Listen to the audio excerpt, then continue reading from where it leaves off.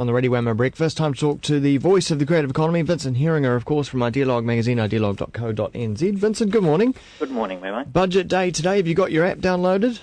No, I don't have a budget app.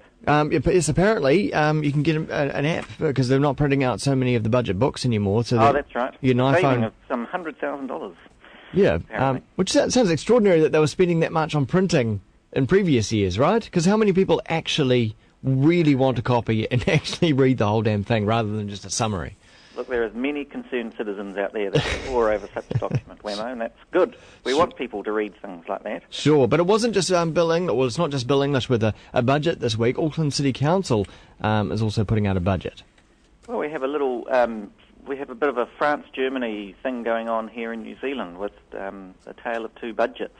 Yesterday, Auckland City's Mayor Len Brown put through his budget, which has got a little bit of the French style to it, which is all about taxing high and spending big in an attempt to kind of prime the Auckland pump and get it to be a functioning, exciting, dynamic, growing city. Versus the dour German style Merkel, the Merkel and Bill English, who is going to try and keep taxes low and try and keep spending low and kind of claw our way out of this thing by being fiscally disciplined and having the books being balanced by 2015, which I guess is now only 3 years away. Yeah, so two very different approaches. Yeah, broadly philosophical approaches that I mentioned last week, that this election, or this next election, and where we're headed now is quite interesting. It really is dividing in left and right austerity versus spending. And one argument says, well, the way to get out of this problem is for everyone to contribute through higher taxes to prime the economy by building infrastructure and buildings and roads and facilities, which is, broadly speaking, Len Brown's approach. And the other is to say, no, we need to live within our means. Let's let people keep as much in their pocket as they can and stop spending and reduce our spending so that we can save. You know, both have their merits. Both arise from different philosophical views of how economies work. So with the Auckland City approach, I mean, I guess what they're hoping is that there will just be a snowball effect. I mean, is that what the spending actually does? Well, according to that theory, so the kind of things they're building, for instance, are that they want to spend money on the Auckland inner city rail loop, which would create a rail loop, funnily enough, that allows more people to move freer and cheaper around the city. The idea, I suppose, is that will stimulate commerce, activity, interaction, will allow people to get to their jobs easier and quicker and cheaper. I mean, the cost of actually getting from one side of Auckland to the other really is, it's inefficient when you consider just how narrow Auckland is, and yet the number of different buses and trains you'd have to catch if you didn't drive. And so, same with other facilities. They're building a super yacht facility down at the waterfront.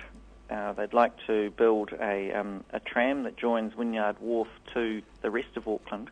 All of this is aimed at stimulating tourism activity and drawing super yacht owners down into that gorgeous Wynyard and Viaduct area that will, again, stimulate boat building and services, tourism, spending on restaurants and so on. But it comes at a high cost. You know, it comes at a cost to the taxpayer, who is Auckland City are going to impose across the city. Now, there'll be ups and downs with this because with the amalgamation there are still regions paying more and less. But broadly speaking, it's an almost 3.8% increase in rates for Auckland City residents. And I suppose this is all about also not only the tourism aspect and getting money that way, but creating a livable city that people will want to be productive in? Yeah, I mean, it sounds great, doesn't it? It almost sounds utopian. The vision of Len Brown is to create the most livable city in the world, where there's easy, cheap public transport, a vibrant inner city where there are restaurants and theatres and tourism facilities. I mean, who wouldn't want to live in that city? Well, possibly people who are having to stump up an extra 4% in rates. Yeah. Whammo, they might not want to live in that city. Yeah. Okay. Compare that to the Bill English budget, where they're taking $1 billion out of welfare a year by making it harder for people to get benefits if they can't work. So getting more beneficiaries into the workplace will save $1 billion, they say. We're going to have smaller class sizes, which might save something like $50 or $43 million a year. Student loans are going to be put higher. The repayments are being put up. There's going to be higher prescription charges on state-funded medicines.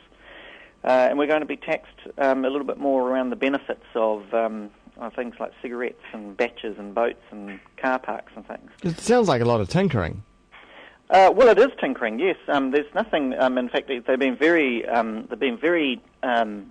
loud and consistent to say that this is not going to be a radical budget, and that most of the changes have already been signalled, compared to Len Brown's budget, which does look pretty radical. Not surprising, but two quite distinctive approaches, Wammo. And I actually suspect there will be some surprises in this budget from Bill English, on the basis that they now, you would probably say, if they were a two-term government, they are mid-term, and if they were going to do something dramatic and bold, now would be the time to do it. Would. Yeah. Because they would have time to, if they did something upsetting... but isn't that asset sales? Well, probably. That's the most upsetting thing on their agenda, but also these welfare reforms, changes to the way that schools are remunerated. The thing is with all that stuff, schools and welfare and stuff, is that it's so easily... Well, I mean, I say it's easily, but I'd imagine it can be undone by the next government, whatever that is, right? Yes. Whereas asset sales, very hard to undo. I suppose so. They are hard to undo, but look at the way that Labour spent up big on behalf of the taxpayer, buying New Zealand Rail and Air New Zealand out, and you could argue there was a case for both, but. It can be done. Governments do intervene and governments do buy up assets. So it's not that difficult, especially when you've got your hands on the purse strings. But there's one other factor, Wammo, in this, which just puts a slight curveball on this. It's not as simple as an austerity budget, because there's the Christchurch thing, yes. The Christchurch factor, which just adds quite a twist to the whole dynamic. And I heard a statistic the other day which really puts it in perspective. Broadly speaking, if we were to rebuild Christchurch, which we all want to do and hope will happen, roughly speaking, you're looking at something like a $31 billion spend coming from government and from insurance and from investors. So far, the actual spend has been something around the order of $1.5 billion. So that's almost $28 billion still to be spent in that region in the next 5 to 10 years.